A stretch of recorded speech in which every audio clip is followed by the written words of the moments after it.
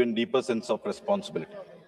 On the 19th of December, 1946, Hans Mehtaji stood in the Constituent Assembly and said, "Women form one half of this country, and men cannot go very far without their cooperation." She was not requesting, she was not pleading, she was informing. 80 years later, we are gathered to finally, fully, and reversibly act on the truth. For decades, we spoke of women development, but today, under the leadership of our Honorable Prime Minister Shri Narendra Modi ji, India speaks of women-led development. This is not change in words, this is change in direction, change in vision, in what the nation believes women are not recipients of government, but architects of it. Honorable Chairperson, reservation is not new to India. In 1992, through the 73rd and 74th constitutional amendments, we reserved seats for women in Panchayati Raj institutions and urban local bodies. Today, nearly 44% of the elected representatives are women. They did not merely occupy those seats, they transformed them. Investing in drinking water, investing in roads, investing in schools, the things that touch everyday life, while bringing greater accountability and stronger health outcomes. Village with women leaders saw higher reporting of crimes against women, not because there was more crime, but because there was more trust. This lesson was clear. When you give women a seat, they don't just fill it, they will transform it. And yet, this lesson did not travel upward. In 18th Loksabha, women are just 13.6% of members, and in Raj Sabha, around 14%, and in State Assembly, merely 9%. For nearly 3 decades, women reservation in Parliament remained discussed, debated, delayed, and lapsed. That is why the passage of 106 constitutional amendment in 2023, the Nari Shakti Vandan Adhiniyam, marks a historic correction. And sir, I would like to acknowledge the contribution of my party leader, Pawan Kalyan Garu. Much before this bill became law, he had already recognized this need, and women's political representation was a central commitment in Jansena Party's 2019 manifesto. His early advocacy was not political calculation, it was conviction.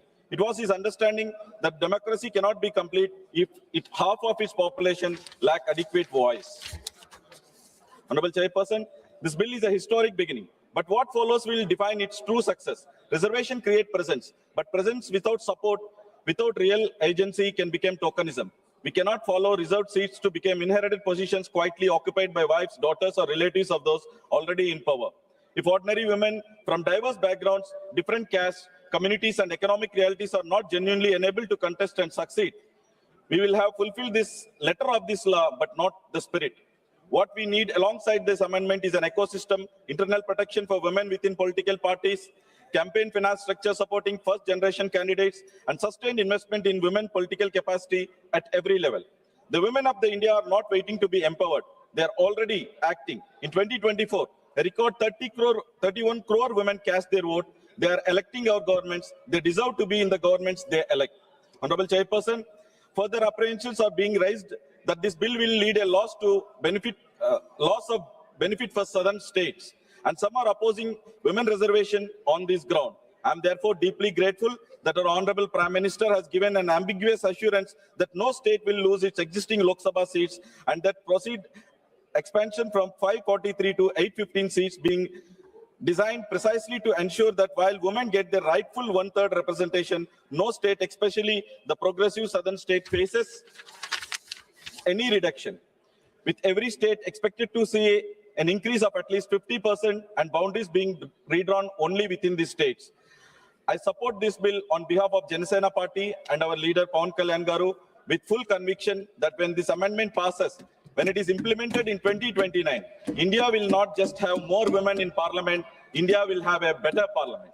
Let us not be the generation that debated this change. Let us be the generation that made it happen. Jai Hind. Thank you. Shri Avdesh Prasad ji.